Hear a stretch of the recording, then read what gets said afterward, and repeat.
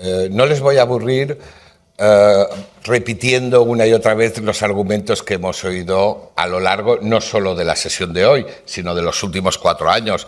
La duplicidad, la ineficacia, el sectarismo y el coste. Porque nadie nos podrá acusar de no haberlo dicho desde el primer día, que una de nuestras intenciones era cerrar esta supuesta oficina anticorrupción que se convirtió en una oficina de persecución de la oposición. Nos hubiera gustado cerrar más cosas, pero no nos han dejado. Pero yo les puedo garantizar que hubiéramos cerrado el Ibedona y hubiéramos cerrado algún otro organismo ineficaz de esta comunidad autónoma. Pero por lo menos este sí podemos cerrarlo. Claro.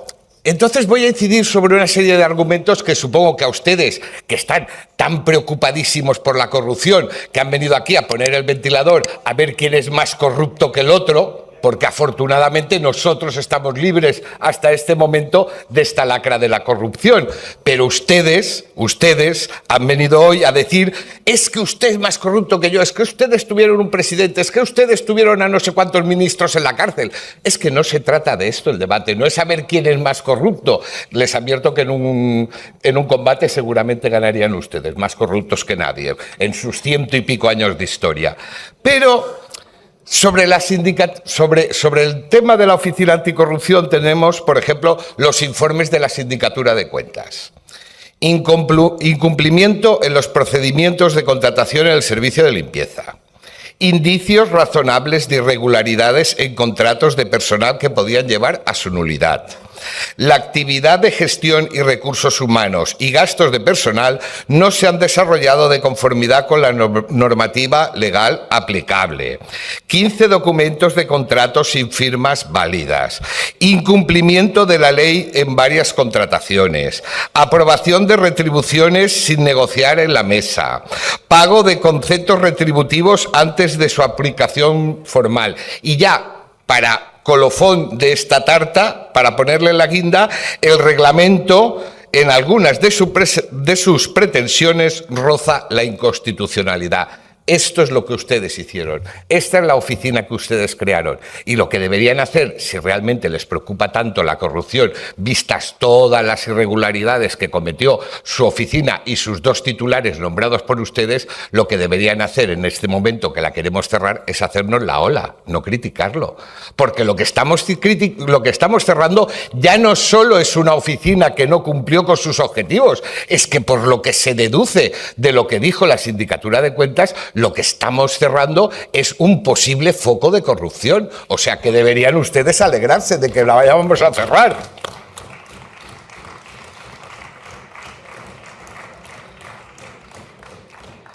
Claro, esto llevó en este Parlamento y en las comisiones a un choque de trenes institucional del que todos ustedes fueron testigos, entre la Sindicatura de Cuentas y el responsable de la Oficina Anticorrupción.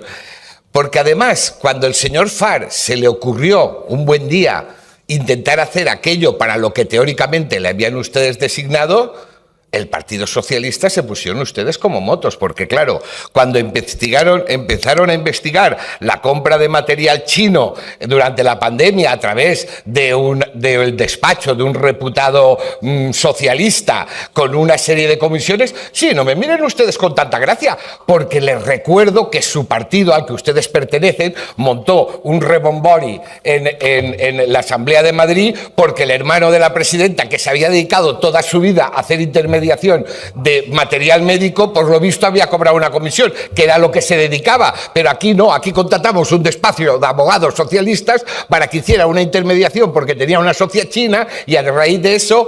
Y eso no querían ustedes que lo investigara. Claro, cuando empezó a investigar los altos cargos de la Consellería de Sanidad que se habían saltado la cola en la vacunación, aquello tampoco les hizo gracia. Y entonces dijeron, hasta aquí hemos llegado, y hicieron todo lo posible para que este hombre, el señor Far, dimitiera y poder nombrar a quien ustedes querían poner al frente de lo que yo no dudo en calificar de chiringuito socialista, a un socialista de verdad, porque se ve que el socialista asimilado les había salido un poquito rana.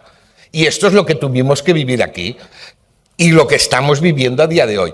Y claro, En medio de todo este follón, resulta que una denuncia de hacía un par de años, de repente va y se filtra en los medios de comunicación, porque el director general de emergencias resulta que, parece ser que... Porque, vamos, las filtraciones de la Oficina Anticorrupción eran un auténtico coladero. ¿Filtrar investigaciones no es corrupción? Pues yo creo que sí, por supuesto. Y ya. Y ya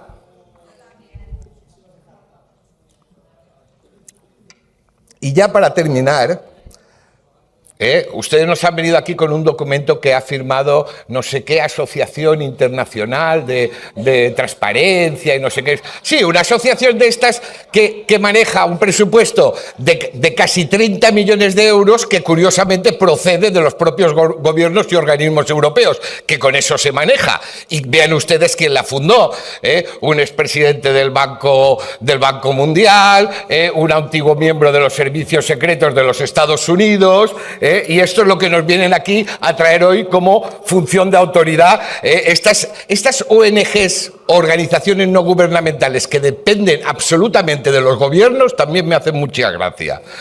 Y ya, para acabar, ya digo, ustedes defienden el sistema de la Oficina Anticorrupción. Y yo ya les advierto, yo no soy jurista. Ustedes lo saben, yo estudié historia.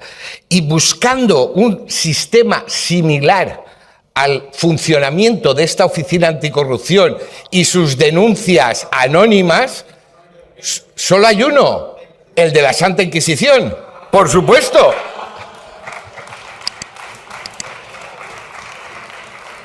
Porque los testigos protegidos sí que tienen una razón de ser, pero el denunciante anónimo protegido, ya le digo que esto solo existe o solo ha existido históricamente en el Tribunal de la Inquisición, que por lo menos tenía alguna garantía, porque en el Tribunal de la Inquisición te dejaban hacer una lista de las personas que tú considerabas enemigas para ver si era uno de los denunciantes, pero es que esta oficinita que crearon ustedes ni siquiera ejercía estas garantías. Entonces, allí el acusador secreto contra el que no se podía, que el denunciado no podía contradecir, el principio de contradicción, es decir, son tantas las cosas que se avasallan en esta Oficina Anticorrupción, y ya, el director convertido en juez y parte, cuando todo el mundo sabe que ningún juez ha de ser parte de su propia causa, y es lo que hacía el director de la Oficina de Anticorrupción.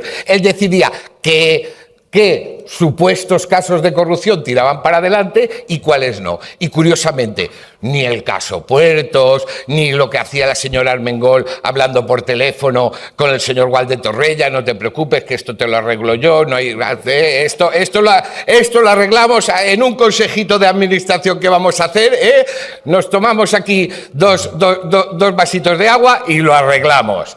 Pero eso no se podía investigar, por no hablar de cuando no se investigó lo del Hatbar, porque no, es que era una cuestión ética, que la presidenta del gobierno, a las tantas de la madrugada, cuando ella nos había prohibido salir, de repente le da un telele, por lo visto, a uno de sus asesores porque había mezclado alcohol con medicinas. Jolín, que la señora Armengol es farmacéutica, tendría que decirle a su asesor que no es bueno mezclar según qué medicinas con alcohol. Pues aquel señor le da un parraque. Pero es que resulta que entre que le da al pobre señor el parraque y no llaman una ambulancia, no piden asistencia médica, por lo visto siguen allí tomándose copas mientras el señor se recupera. Todo esto no era digno de investigación, y no digamos de dimisión, y menos aún de explicación. Miren, cuando ustedes hablan de corrupción es como cuando hablan de la protección a las mujeres.